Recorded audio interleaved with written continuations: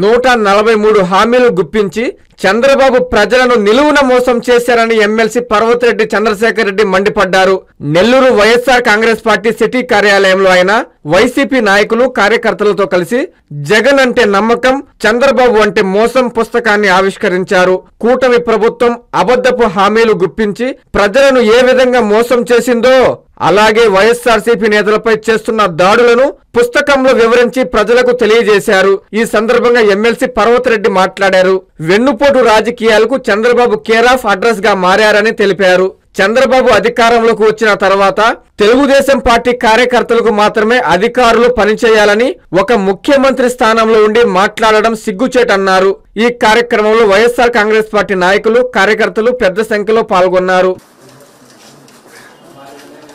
जिंदाबाद వైఎస్ఆర్ కాంగ్రెస్ పార్టీ, जिंदाबाद వైఎస్ఆర్ కాంగ్రెస్ పార్టీ, జై జై జగన్, జై జగన్, जिंदाबाद వైఎస్ఆర్ కాంగ్రెస్ పార్టీ, జై జగన్, జై జగన్, జై జగన్, వర్ధిల్లాలి చంద్రశేఖర్ నాయకత్వం, వర్ధిల్లాలి చంద్రశేఖర్ నాయకత్వం. నెల్లూరు నగర నియోజకవర్గంలో కూటమి ప్రభుత్వం ఏర్పడి 1 సంవత్సరం పూర్తయి ప్రజలు పడుతున్నటువంటి కష్టాలు గాని, ప్రజలు మాట్లాడుతున్నప్పుడు అంటే ఏదైతే వాళ్ళ ఆవేదన ఉందో ఆవేదనని వాళ్ళు వ్యక్తం చేసే క్రమంలో వైఎస్ఆర్సీపీ వాళ్ళకి అండగా నిలబడినప్పుడు అటు ప్రజల మీద కానీ, ఇటు వైఎస్ఆర్సీపీ కార్యకర్తల నాయకుల మీద కానీ చేస్తున్నటువంటి దాడులు కానీ, వీటన్నిటి మీద సమగ్రమైనటువంటి ఒక పుస్తకాన్ని ఈరోజు వైఎస్ఆర్సీపీ అన్ని నియోజకవర్గాల్లో కూడా ఆవిష్కరించడం జరుగుతూ ఉంది. దీనికి ప్రధానంగా జగన్ అంటే నమ్మకం, చంద్రబాబు అంటే మోసం. జనరల్గా చంద్రబాబు అంటే వెన్నుపోటు. మొదట్లో మామకు మాత్రమే వెన్నుపోటు పొడిచినాడు అని అనేది అందరిలో ఉన్నటువంటి అభిప్రాయం.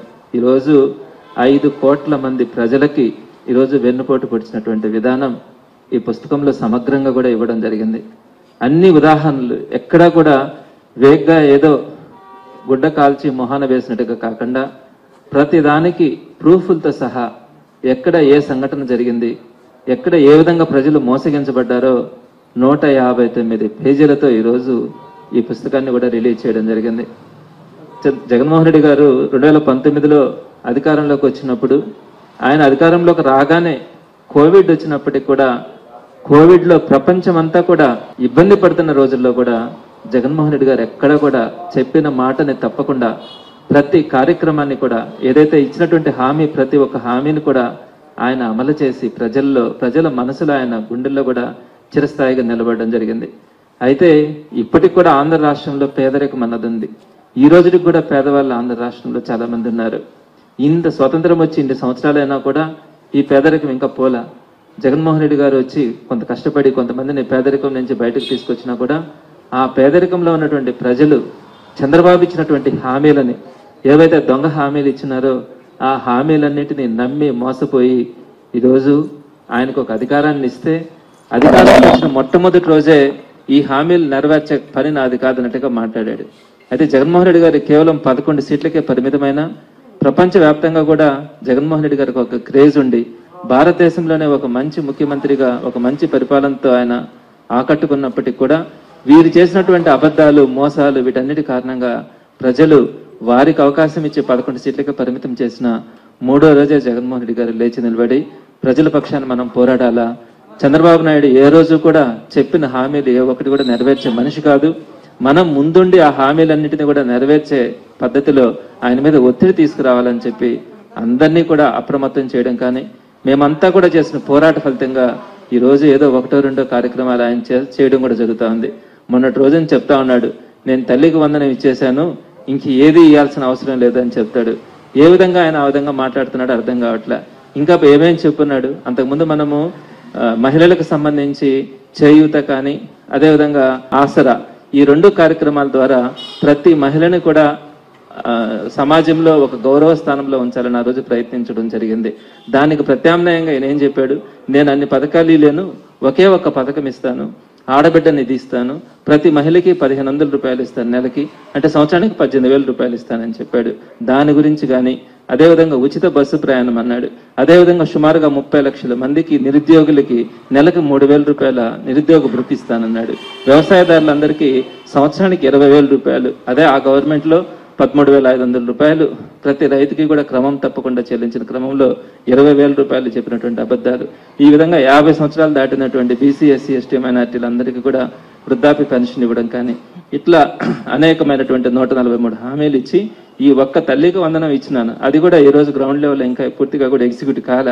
మరి ఈ ఒక్క పథకం ఇచ్చేసి ఇంకేదైనా కనుక మీరు అడిగితే, ఒకవేళ సూపర్ 6 అనో ఇంకోటనో అడిగితే మీ నాలుకలు కోస్తాను అని చెప్పి మాట్లాడబోయి మీ నాలుక మందం అని చెప్పి సరిదిద్దుకొని మాట్లాడిన పరిస్థితి మనం గమనించినాం.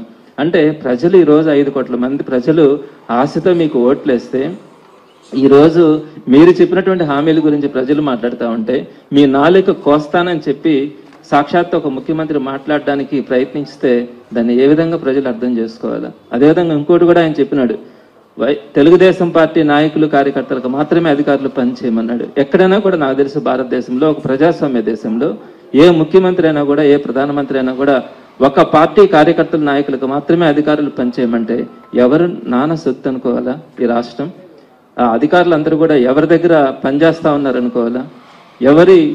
ఎవరు జీతాలు ఇస్తే వారు పనిచేస్తున్నారు అనుకోవాలా? ఆ పార్టీ వాళ్ళు కనుక వాళ్ళకి జీతాలు ఇస్తా ఉన్నారా?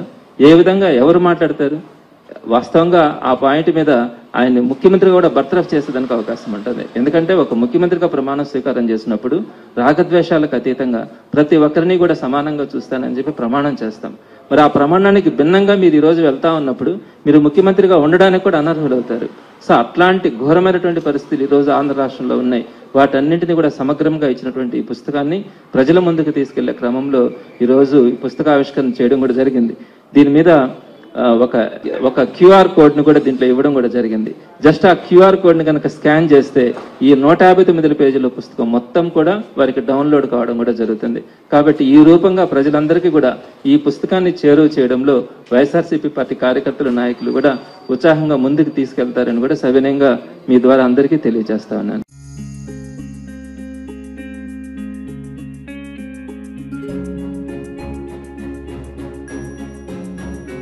పెద్దమ్మాయి లాగే చిన్నమ్మాయి పెళ్లి కూడా గ్రాండ్ గా ఎలా చేద్దామని ఆలోచిస్తున్నారా? అవును, వాళ్ళిద్దరు నా 2 కళ్ళతో సమానం కదా. మరి ఇంకేం, అంజనా ఇన్ఫ్రా ప్రాజెక్ట్స్ లో చేసిన ఇన్వెస్ట్మెంట్ తోనే మన పెద్దమ్మాయి పెళ్లి చేశాం. అవునుగా, మరి అలాగే చిన్నమ్మాయి పెళ్లి కూడా చేసేద్దాం. అంటే అంజనా ఇన్ఫ్రా ప్రాజెక్ట్ లో మళ్ళీ ఇన్వెస్ట్ చేద్దాం అంటావా? మళ్ళీ కాదు, మళ్ళీ మళ్ళీ. Hello hello hello sir. Hi sir. Thank you. You are welcome. Thank you so much. మా కార్యాలయం చిరునామా GR orchid, door number 26-1-1920, flat number 40, opposite Krishna Chaitanya college, mini bypass road, Gomathi Nagar, Nellore. Phone number 8978978936. Anjana infra project నమ్మకమైన సంస్థ, విశ్వాసమైన లాభాలు. మన ఎంపికే మన భవిష్యత్తు.